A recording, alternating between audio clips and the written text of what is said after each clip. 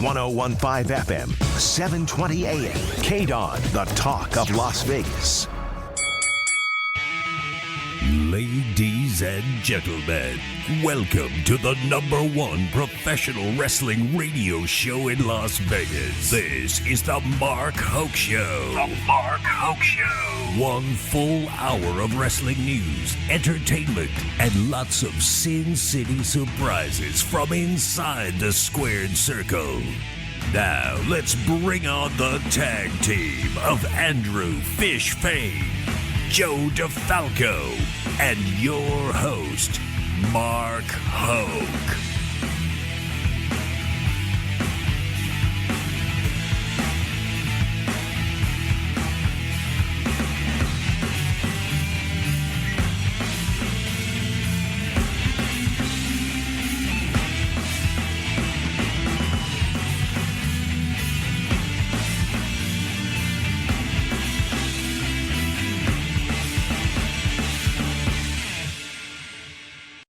There we go. Hello. And good evening. It's hour number 2 of the Mark Hoke Show. We're back. Oh, yeah. Little technical difficulty. You know, when you have a bonus hour, that's what happens. A little bit of technical difficulty. But it sounds like we're back. Are we back on the air, Mr. Hoke? Yeah, we're good. Okay. The dreaded auto off, auto on button. Okay. Got it. I'll take your word for it. We're all happy now. Okay. How was that intro, everybody? Hi. Sorry about that. There's a lot of music. Jared learned a lesson. It's all good. You know, producer's fault. Yeah, well, we like I said, we made some shifts this morning. Yeah, we're going to blame him. Yeah, okay, we'll blame Jared. It's all good. Look at him. It's either him or that James Samuel guy. One of those two messed up. There you go. We'll blame it on him. But so we can edit that out. But hey, welcome back to the Mark Hoke Show, second hour here on KDWN 1015 FM, 720 AM, the talk of Las Vegas. By the way, ESPN sucks. Okay. Can I just throw that out there? We actually got the TV on here in the studio, and they just did about a 6-minute piece on the weather from the last Bills-Patriots game. That's because I'm watching that right now as we speak. That's because the Bills-Patriots game tonight is important as far as playoff, not only playoff positioning, but some teams even making the playoffs. So, that last game became a very important game in the schedule. Thus, they're doing a story on it. Oh, and I get that. Well, it was a crazy game. New England threw the ball 3 times the entire game. Like, that's unheard of. And that's because of the weather. That's why the game plan was what the game plan was. Let's move to the future, shall we? Let's move to the future. Anyway. Go Bills. I need them for my 3-teamer. I'm with you. Let's move to the future and talk about last night. Or 2 nights ago, actually. Oh, man. Well, Marco, Andrew Fishfane, Joe DeFalco. So we were doing a little WWE talk, and just to kind of put the wrap on Monday Night Raw, which another terrible rating, by the way. Not good. No, and it's funny because I love the work that Lashley has been doing. Rollins and Owens, I think, have been doing good work together. I think the problem is, as great as a guy as he is and as good as a wrestler he is, Big E is not a good champion. He does not have, and you know, Vince sees it. Big E does not have the right attitude to be a champion. He's too comic-y. Wasn't that WWE's fault by making the New Day that way and never making them serious? So it's hard to, you know, it reminds me like when JBL was made the champion. And I always said JBL ended up growing into being a really good champion. But out of nowhere, he went to become this New York tycoon. Right, formerly the Acolyte Protection Agency, right. And it was like he never got the chance to get it built up. And the New Day has just been jokesters and the lovable team that they were, that now it's hard to take them when they're in a serious situation because the fans are so used to it being one way. Well, and they got away with it with Kofi because before Kofi had a reputation before the New Day, so there was at least something to build on there. And the whole story, Randy Orton back when they had wrestled a while, years ago, There was a little bit there with Kofi that you And could Kofi take was seriously. Kofi was also an underdog. Big E can't be, at his size can't be that kind of an underdog. He's no underdog. But you're absolutely. But it puts WWE. They put themselves in a very bad position because while they are the ones that built up Big E to be that kind of jokey character, at the same time he deserved to be rewarded for the work that he had done previously. So how do you reward a guy by putting a belt on a guy that doesn't act like he deserves to have the belt? You pull him out of the New Day. You take your time.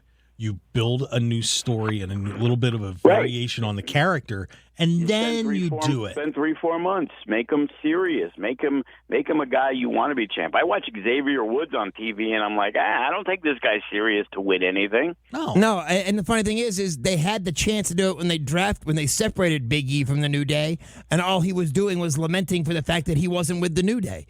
Yeah. So wasn't he doing stuff with the other tag team, the Street Profits or something?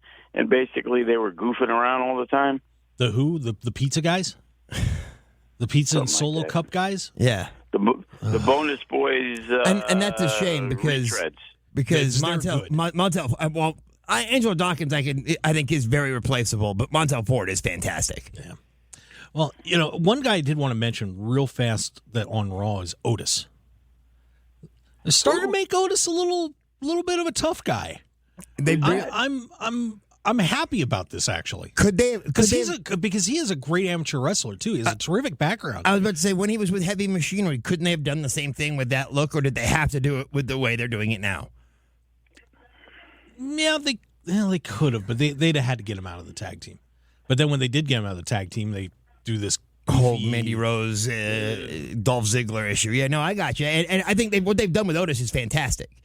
Yeah, so. I still think his claim to fame will be the worst Money in the Bank winner of all time. And he never even got to cash it in because ridiculous. I mean, the way they did that and then just gave the briefcase to Miz was stupid. Yeah, it was terrible. Right. We have this great idea. We're going to make Otis win because, like I said, when I was talking with some people, like that was a last-minute decision, and you could have. And the thing was, it was pre-taped. If my guy would have gave me the info early, because he had found out from AJ Styles that Otis was winning, you could have got back like 10-12 to 1.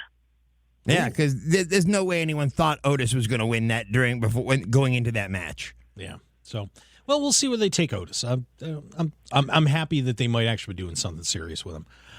Then we switch over to SmackDown. Charlotte Flair and Toni Storm. Oh, they need Bayley back. Didn't they wrestle last week? Yeah, there was a tag team match, and Tony got a pin. Yeah, they need. I can't believe I'm saying it, but they need Bayley back because they need a credible challenger to Charlotte.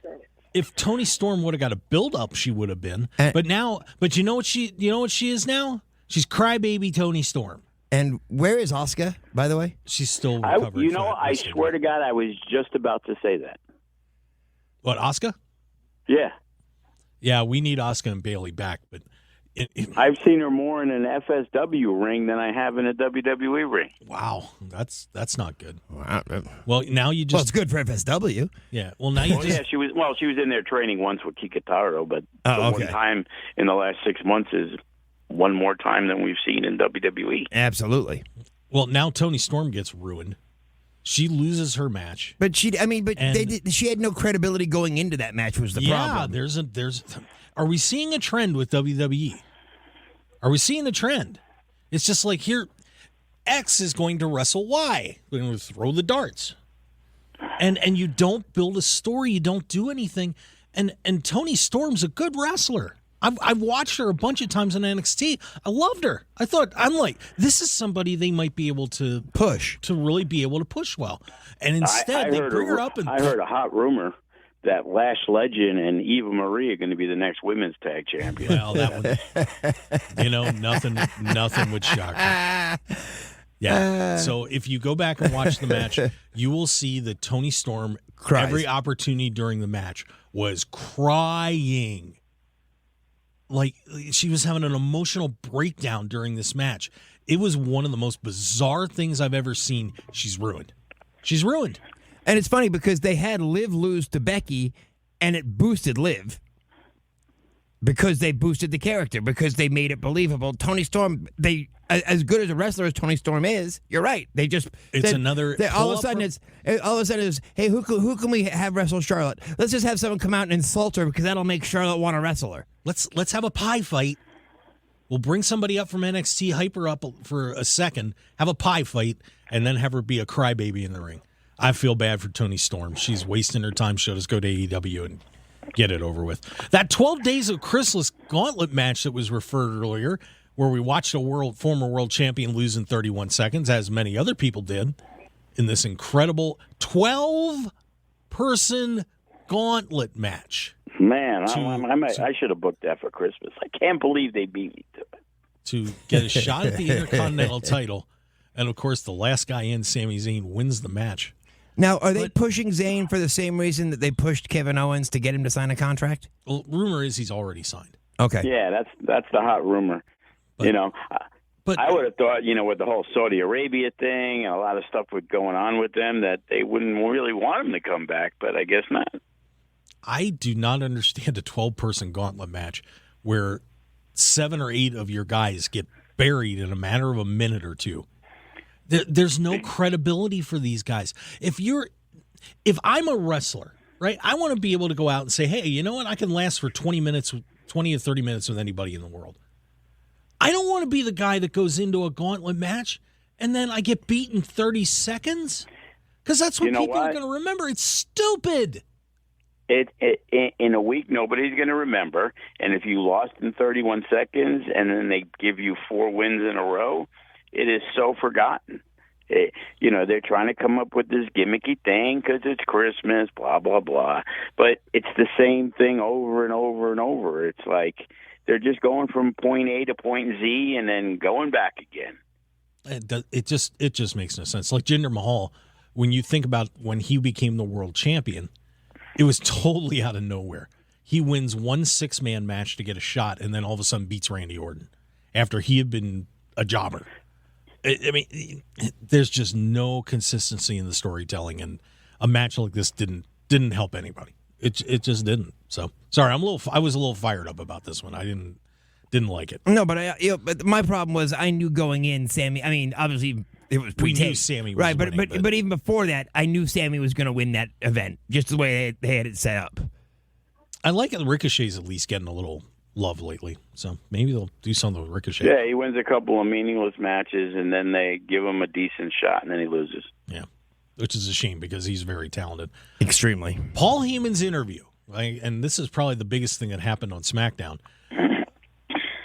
At the top of the show, Caleb Braxton is sitting down with Paul Heyman. They're having a couple of glasses Heyman's of still water. the best. And Paul's despondent. In public. And everything happened in public. He got humiliated and fired. In public. His career's over. In public. What is Paul going to do? He can't go get an NXT guy. In public. He's done. They do this. And the retrospective of his career that they did was actually pretty cool. In public. Give him some props. It was a public, yes, it was. Well, that was the gist of the interview, was everything he said was in public. He got humiliated in public. So now we head into day 1 with Heyman with nobody. Where do we go with Paul Heyman? I have an idea. Brock Lesnar's got to win the title thanks to Paul. I think it's the other way around. I think Paul comes out with Brock, and I think the whole thing between him and Roman was a quote unquote work, and then he turns on Brock and to ensure that Roman keeps the title. I've got an even better idea. The biggest reason is because Lesnar's not going to be around to have a match at Royal Rumble. I think Roman Reigns is. I think Roman Reigns has to win the match against Drew McIntyre at Royal Rumble, setting up a WrestleMania match back against Brock Lesnar.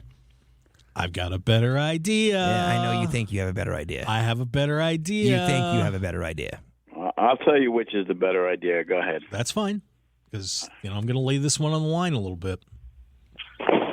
There's a very large dude out there that has been hanging around as a WWE employee for quite a while, that I think it would be very intriguing if this large dude and a couple of his friends became a Paul Heyman guy. And I'm talking about Walter and Imperium. Could you imagine if Heyman shows up with Walter and comes after these guys, and now you've got a little triangle between Roman Reigns, Walter, and Brock Lesnar. Money. I'll tell you what. Money. Go ahead, I'm Joe. going to tell you right now, you and 7 people in the audience are going to go berserk. Joe's absolutely right. Nobody gives a hoo-ha about Walter. That's the problem. There are a lot of people that follow Walter. Not nearly the amount that you would need for that to work. I think you'd be surprised. I think you would. But I could imagine there have been rumors going around that he's going to be coming in soon. Wouldn't that be perfect? And then you have him I think I'd rather have him represent going after the Usos. Man, I'd rather have him represent Pete Dunne, who I think is a better Pete Dunne would actually fit in with Imperium. Stick to radio hosting. Oh, wow. Well, when Walter shows up at some point and challenges Roman Reigns, then you guys can kiss my tuchus. Sometime down the line when he gets established as somebody who's, worth a whatever, I can't use that word in real radio. That match of the year last year with Dragunov. People know who he is. And bring that guy in, and guess who's going to care? Less than 7 people. Well, it's just the way it's done. It's not saying it's right, but that's the reality of it. I like Fish's idea. We've seen that before. But didn't they do that before with the swerve with Heyman and Reigns, and he was on the outs, and I don't know. It all glops together, Well, we'll see what happens. Oh, we'll see in 6 days, actually. We will at day 1, and we're going to start talking about day 1 right now. Oh, might have to watch it live on Peacock. I have it. There you go. That's a good idea. So here's your card, and I have the betting odds, by the way. If DeFalco thinks there's money to be made, I think I'm going to agree with him. So let's run down this card. Drew McIntyre takes on Madcap Moss. The now eggnogged Madcap Moss, by the way. Is Drew like minus 50,000? He better be. Let's see our betting odds on that one. Not on the board at that's because that's because they realized that Madcap Moss is going to be helped by Happy Corbin. No, it's the fact that they know they would get banged because everybody would spend $10,000 to win $50 on Drew McIntyre. This is a bigger lock than Mike Tyson against Buster Douglas. Let me tell you. Uh-oh. Sadly, I agree with you, but I can, like I said, I can see them having Madcap Moss winning because of Happy Corbin, which would absolutely ruin Drew McIntyre.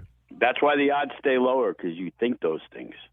It's WWE. That ain't going to happen. I certainly hope not. Yeah, Drew McIntyre is winning that match. He's ready for the push. They moved him to SmackDown to try to make him a main guy. Now they're going to have him lose to a jobber. Like I said, when he wins, then the Royal Rumble main event, other than the Royal Rumble match, is Roman Reigns versus Drew McIntyre. And they've already had 2 pretty good matches, one at Survivor Series 2020 and one at WrestleMania a couple of years before that.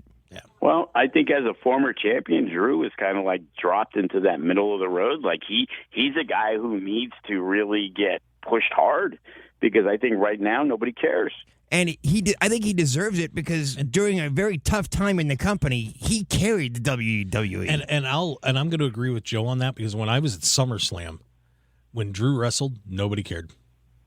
No one cared about it's that. A shame. Like I said, I've had personal experience with him, and I love the dude. He's awesome. And he basically was the champion. He wasn't Diesel, who was the champion that nobody came to see. Drew was the champion that nobody was allowed to come to see. So he never kind of grew with the crowd to get behind him, because there was no fans most of the time when he was champion. And he had 2, I think, of the more surprising wins, when he beat Brock Lesnar and then when he beat Goldberg, because I think everyone thought Goldberg was going to beat him in that event. Yeah. So But when Drew beat Lesnar, imagine if there was 70,000 people there to watch Drew win. It would have been huge. Absolutely. Massive. So, and that's why I thought Drew was going to win at WrestleMania last year, because he didn't get that opportunity. Right, exactly. Still hasn't. So. I that's why I think he'll fight Reigns at the Rumble. All right. Next match on the card, Becky Lynch, the Raw Women's Champion, taking on Liv Morgan. This is, of course, the rematch from the Raw match that Liv Morgan was cheated in and lost. We have Becky Lynch at minus 250, Liv Morgan at plus 170. So not a huge favorite for Becky. But big enough, and I think Becky retains. I think that, and I told you this before we went on the air today, that Vince McMahon loves the work Liv is doing, but I don't think that he thinks she's ready to be champion just yet. I think she will be a champion at some point this year, but she needs to work a little harder still. I think Becky retains. Joe? Yeah, I know they like to move the belts around, but it's not Charlotte. They'll let her win and lose every other week. Or Sasha Banks, who for some reason can win the belt but never defend it. Yeah. So, and I will also take Becky Lynch in this one. But, they've done a nice job with Liv. So hopefully at some point. Deservedly so, too. At some point she'll earn her opportunity. She's the last surviving member of the Riot Squad. Yeah, that was clearly pointed out a little while ago. We got the Edge. Man, Mr. Edge. Edge-a-Rooney. He's not the bassist for U2, Taking on The Miz. Who, by the way, the Maurice swerve did not happen, in case you didn't see Raw. Edge and... Well, it did happen. Everyone thought that the swerve was going to happen. The swerve was that they didn't swerve. Yeah, they didn't swerve. Edge is a minus 700. Miz plus 400. Fish. Anyway, Miz gets this win. See, it's funny. I love the program between the two, but I don't care about the match. And Edge is winning this. Joe? Yeah, Edge, when he's come back, he's lost some big matches to people. So, Miz has been positioned. He's just a reality star now, coming back, made him a goof with Morrison. Him winning would do absolutely nothing. Edge's return has been extremely underwhelming. He might have had a couple of good matches, but between getting hurt and taking time off, it's just like... Well, when you call one of your matches going into it the greatest wrestling match of all time, that's putting a little pressure on you. Just a little bit. And Jared, hold off on the break till we get through this. So I will also take Edge, so no upset money on that. Next match, we've got the Usos, the SmackDown Tag Team Champions, taking on the New Day, Kofi Kingston and King Woods, the King. And our betting odds on that one, we have the Usos minus 250, New Day plus 170. I want to hear Joe's thoughts first. Joe. Well, those guys love swapping the belts at plus 170. I think that's worth a shot right there. Okay. I completely agree with you. I think the New Day win this one. I think they're giving Xavier Woods a push that I'm not quite sure why. But, I will agree with you. I think New Day at plus 170, especially when it's against the Usos, because the Usos are going to win it back again at some point in the near future anyway. So, yeah, they'll give it to the New Day. I'm going to stay with the Usos, just because. But Roman Reigns hates it when the Bloodline loses. I know. Unless Sheffield comes in and costs them the match. Ooh. That would be interesting. Don't know if it'll happen, but that's a thought. But, so I'll take the Usos to win. But, in terms of, there's another one with Xavier Woods. There was like, oh, Xavier got on Twitter and everybody thought he should be king of the ring. And, yeah, great. Yeah. Instead of, maybe you shouldn't listen to Twitter. Maybe not. Just a thought.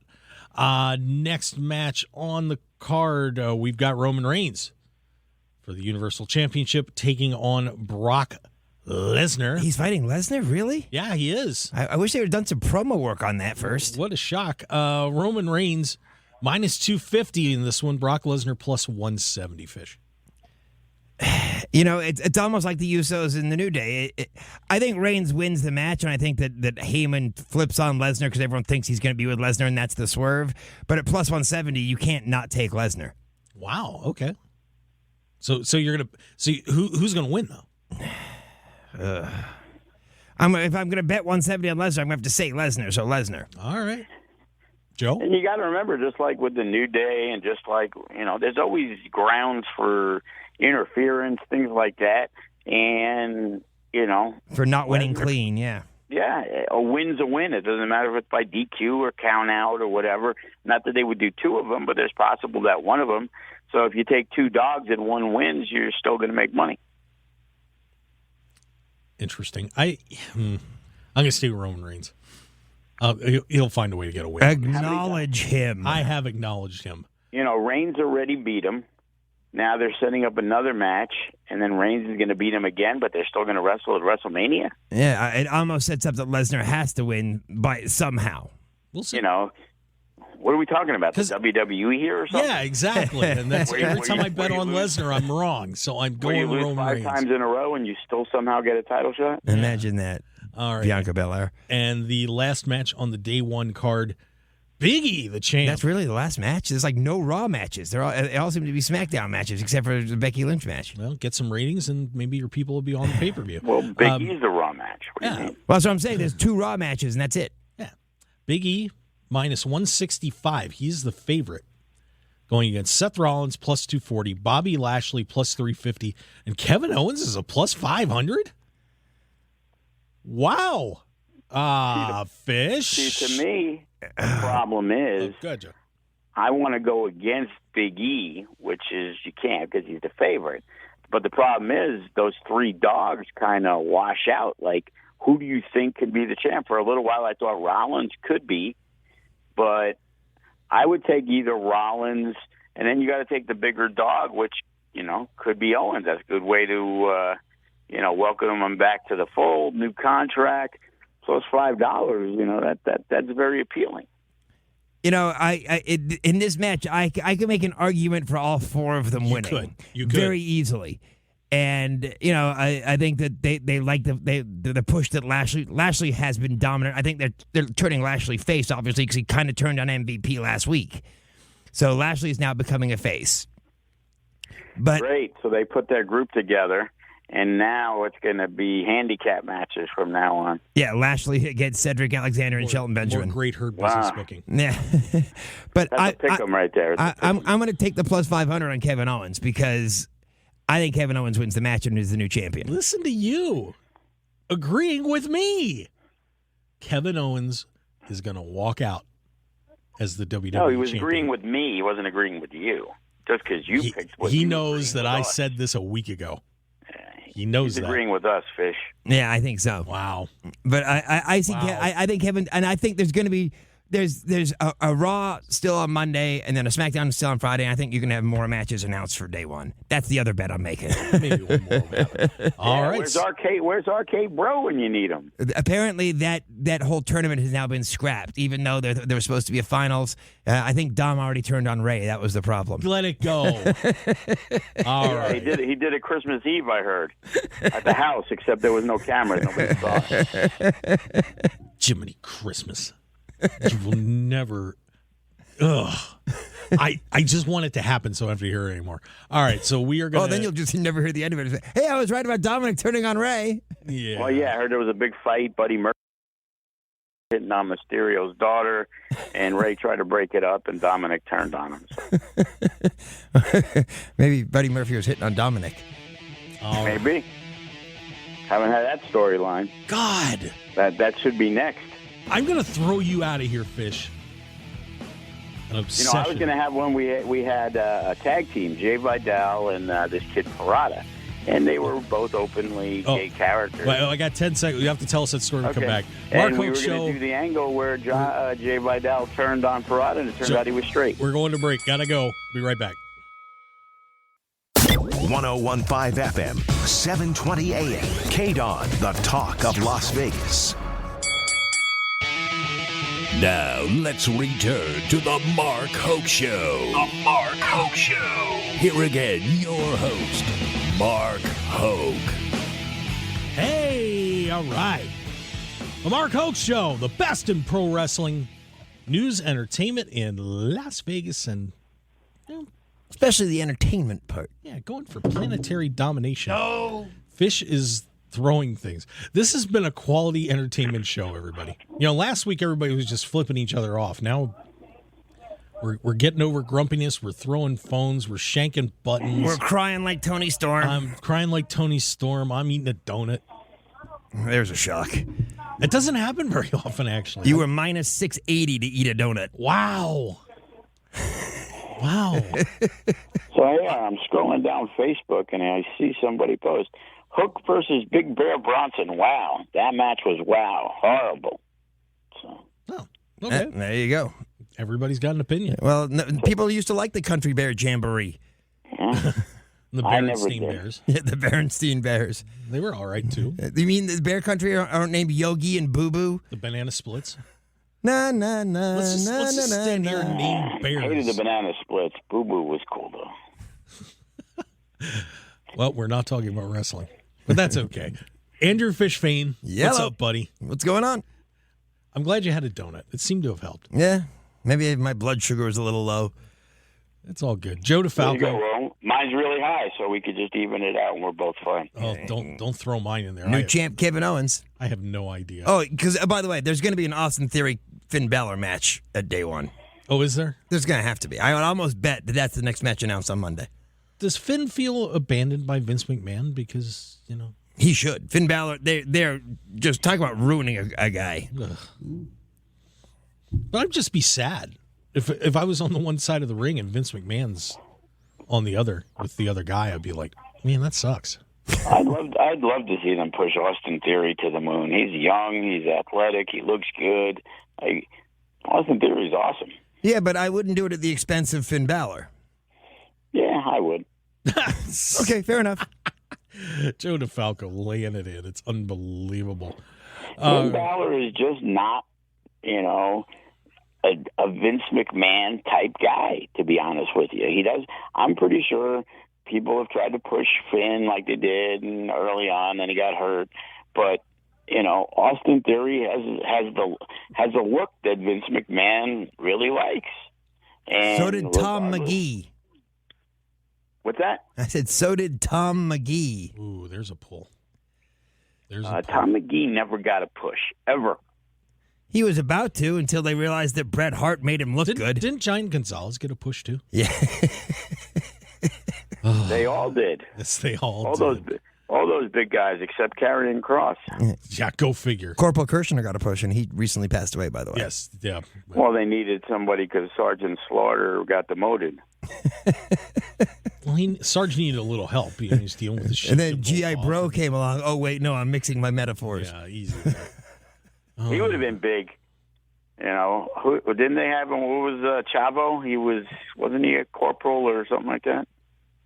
I don't know. No, he was, what was his name? Sonny White, was that his name? No. And WCW when they were part of that crew with Lash LaRue and somebody else, named from the past. General Action. Yeah, that was Bill DeMott. Yeah. Yes. That performance got him to be the head man in developmental. And Major Guns was, what's her name? Yeah, now you can find her on Pornhub. So There you go, see? Well, let's go punch that one up anyway. And just like in life, everything returns to Pornhub. Oh, wow. This show, Has 1 hour. devolved. It's a peppier second hour, but you guys have lost your minds. Oh, all right. So I wanted to talk a little bit about just the year in review. We've got about 17 or 18 minutes. Pulled up some different, something on some different sites that have different awards. I found the simplest one for us, and we'll maybe hit a couple other ones too. But comicbook.com has their actually does wrestling awards, and just to give you some names here, and let me throw out what you think. Their nominees for Best Male Wrestler of the Year: Bryan Danielson, Big E, Bobby Lashley, Kenny Omega, Roman Reigns. First, do you like the list, guys? And second, who wins? I do like the list. Not Big E. I would probably take Big E off that list. I'll agree with that. I personally would take Reigns. He was now, if you're saying best wrestler or best wrestling matches, that's kind of different.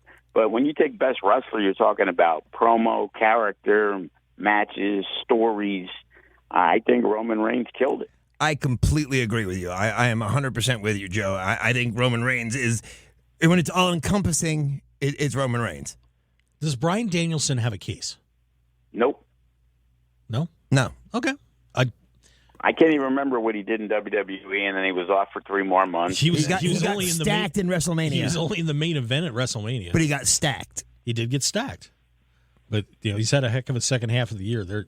I agree Roman Reigns should win this award. Well, it isn't the best. Who was the best wrestler for the last 6 months of the year? I agree. But he had a decent start to the year, too. He got in the main event at WrestleMania. Okay. So, I think Reigns should win, obviously. But I'm playing devil's advocate here. Roman Reigns was undefeated this year.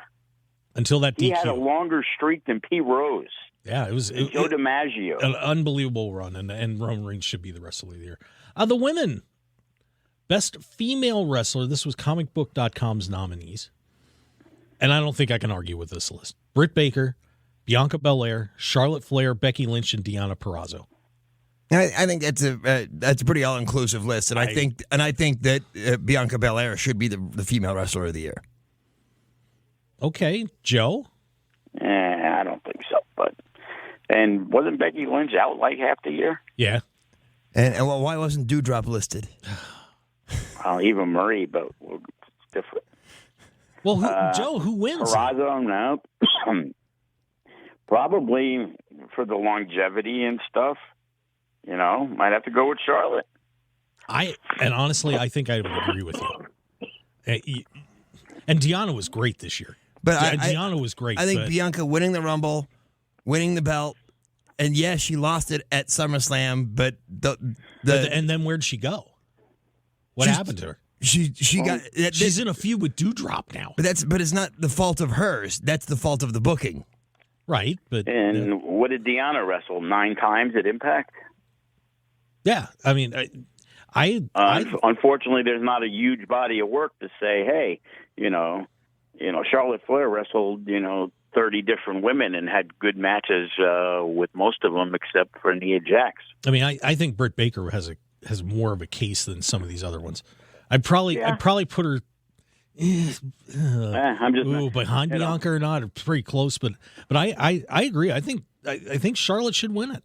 I really do. For the matches, right? But for the matches that I've heard, Thunder Rosa had better matches than Britt Baker. Oh, she was amazing. Well, and if you didn't see the Thunder Rosa Britt Baker match towards the beginning of the year, where they had the last woman standing match, that's match of the year quality. That was an amazing match. She came out of nowhere. 2 years ago, you could have got her on the Indies for probably $100. Wow. That's pretty impressive. Yeah. And now she's, right up there, considered one of the best women wrestlers. And you got to remember, she's one of the best women wrestlers, and she was on like NWA until she finally got an AEW. So she was like extremely under the radar. Yeah, I love Thunder Rosa's work. She trying to get her for the Mecca. We're trying to get her. Well, get her in there. She's doing a lot of fun stuff. So. Santina probably is available. Go away. Nominees for Best Wrestling Tag Team. It is not Andrew Fish, Fain and Joe DeFalco. You two really suck. We are the best. FTR, Lucha Brothers, Jurassic Express, Usos, Young Bucks. Those are their nominees. I mean, I think RK Bro hasn't been together long enough to add them to that list. Because that's the only other team I could think of, but they haven't been together long enough and had put a big enough body of work. Okay, so you like the nominee list? Who's the winner? I hate the nominee list. Well, Joe, who should be on it? I don't think anything transcended, and I love tag team wrestling, and I don't think any of those teams deserve to be considered the best tag team. Not saying that there are other teams. I just don't think none of them are good enough to be put on that pedestal. I think the only two that you could. I think the only two you can make an argument for are the Lucha Brothers and the Usos. No, because they weren't even utilized for like 6 months out of the year. Like we were talking about what jobbers they were, and they weren't even a team half the year. One was teaming with Eddie Kingston, then they were doing singles. Young Bucks, Usos, I guess. Well, they were down in AAA too, so I guess to a point you. Slightly. I think the Usos, because they've been. Although when did Jimmy come back? It was the middle of the year also. So they've, and they wrestled what the same, beating the Viking guys, I'd rather watch the Viking guy that's in heels with Stephen Amell. Should maybe Fish is dying over it. This is great. Just because the Viking guys. Oh my God! No Briscoes, by the way. No Ring of Honor. There is no Briscoes tag team right now. They're not a tag team. Well, but and you know what? They did a lot of single stuff between them this year. That is so true. Even if you wanted to count that. Well, Jurassic Express. Ugh. Exactly. Like, how are they even nominated? They're not even like one of the top 5 tag teams in AEW. So who should be? Who should win this thing? Joe and I. Okay, well, let's come back to the real world here for a second, Fish. FSW former champs, Death Proof. They were pretty good. They had a big year. They did have a big year. I'll go with Death Proof. And I really have a hard time, with what you guys are saying too. I mean, there's a lot of things that really made it a choppy year for tag teams. Because even the Jacksons, they had a lot of injury issues this year too. So the Bucks were Jermaine and Tito. Yeah, those guys. What did NXT have? They had the Rascals, but Imperial. They didn't have big matches. There's just not as much focus. Back in the day, it'd be like, Heart Foundation, Road Warriors, Bulldogs, whatever it was. There was so many teams, or Midnight Express, Rock and Roll Express. Even NXT had DIY, and I got you. How about the Killer Bees? Why isn't New Day in that list? I love Jumpin' Jim Brunzell. There you go. I hated Jumpin' Jim and B. Brian Blair. I hated them. They suck. What about the Rougeaus? Love the Mountie. Power and Glory? Oh, one of my favorites. Paul Roma. Need to get him as a guest. He is hilarious. I'd love to meet Paul Roma, because I think Paul Roma is one of the most underrated wrestlers. Greatest horseman of all time, right? People blasted him like it was his fault, but when he went together with Orndorff, Pretty Wonderful was pretty wonderful. Yeah, they were a good team. And and when they were jobbers, Paul Roma and Jim Powers, if you remember that guy. I do. Young Stallions, of course. I liked them. Yeah. They could have been a fun team. Up and coming team that never got like that Hardy push eventually, where they were jobbers for a long time, and then all of a sudden they let them break out. Greg the Hammer Valentine and Brutus the Barber Beefcake. I hated that team. Terrible. Hated that team. So Rick Martel and Tom Zink. Yeah. Rick Martel and Tito Santana, Strike Force was a fun team. Barry Windham and Mike Rotunda. Wow, we could do this all day. Yes, we could. I'll say Road Warriors and end it. But the best tag team of the year, you know what? I'm just going to say FTR. The Body Donnas. I'll just say FTR and I'll let it go. Yeah, I think they kind of have to, because they're the one team that was together all year, fought all year. They won't win, but I'll give them that. I'm going with Death Proof. Okay. They weren't on the nominee list, but you are allowed to go. He's a writing candidate. Make sure you go to fswvegas.com and you can see all the Death Proof you We're want. going to have our year-end awards, There you go. You should. Best wrestling match. This is an interesting list, and I think it's slightly incomplete. Young Bucks versus Lucha Brothers at All Out, which was a fantastic match. Bryan Danielson against Kenny Omega. Walter against Ilya Dragunov, the one that Dragunov won this time around. Roman Reigns versus Edge versus Bryan Danielson at WrestleMania 37. And Sasha Banks and Bianca Belair at WrestleMania 37. That is their list of nominees. Well, there's always going to be matches that are going to be left out, right? Yeah. Right. Like, I think the Bianca Blair match at Legion Stadium that went 38 seconds was the most amazing 38 seconds I've ever seen in a match. Oh, good Lord. I was so disgusted by that. I was there, and I wanted my money back right on that spot.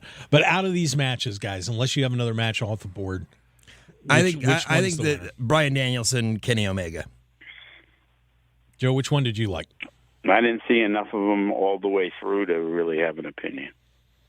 I heard great things about most of them, but definitely not the Roman Reigns, Bryan Danielson, Edge match. Boy, the Seth Rollins Edge match, the third one, got left off the list. That was a fantastic match. They don't have the Paige Danielson match on here. I'll tell you what; those are the most difficult. When we do our year end, it's like, oh man, what match? And it's basically the match you remember most in most situations. That's why I like Danielson Omega. See, but I will say this: the Young Bucks Lucha Brothers match, while it was a little Young Bucks spotty, was a terrific match. It really on an unbelievable pay-per-view, it stole the show. So you know what? I'm gonna go with that one. I'm gonna go with that just for fun. They have a nominee for best. You guys are gonna kill this one. Best Wrestling Rising Star. You ready? Here's your list: Braun Breaker, CM Punk, no, Tony D'Angelo, Daniel Garcia, like Daniel, Cameron Grimes, Dante Martin. Cameron Grimes has been doing it for 15 years, so yeah, those are your rising stars. I mean, of that group, it's Braun Breaker. I agree, but I think the guy who's been working 2 months. Then why don't I just say Solo Sikoa? Exactly. The point is that I think there's people who completely left off of there too. If Dante Martin had not been so shaky against MJF in this last match, I probably would have picked Dante. Actually, What about Jungle Boy? I'm not that impressed with Jungle Boy. And by the way, I mean he's good, but why isn't MJF up for Wrestler of the Year? Man, he's stuck in that tag team. If he worked singles, he'd be more enjoyable to watch than the Martin guy. I'm telling you. Okay, I'm not going to disagree. But again, that's what he's forced to do, and he's in that tag, and it's a gimmick tag. But Jungle Boy, you want to see high flying, risky, cool stuff. I remember they were putting him over when he had his, I don't know if it was the tag match, but I think he had a singles match with one of the Young Bucks a couple years ago that they put over real strong, because as a singles guy, he's awesome, but doesn't really get that opportunity. Right, and didn't he work Jericho in a big match? Kenny Omega, actually. He had a shot at the title with Kenny Omega. All right, before you go on, I have one question. I just want from each of you one prediction for 2022. Wow, it's funny because that's about what I was gonna say, except for there was one more I want to throw out here real fast. We only have like 2 minutes, so okay, all right, you're good. There was comeback of the year. Who cares? All right, predictions. Well, Joe, give me a prediction. FSW will run a show in Atlantic City this year. I like it. I knew that was going to happen anyway. Got another one? Little more serious. Okay. Karrion Kross will be back in a major company. I wonder which one. There's Ring of Honor's coming back. I don't know if I predict it definitely won't be Impact. That would not surprise me. For me, I will say this. I think there will be some point next year with AEW moving over to TBS that they will beat Monday Night Raw in the ratings.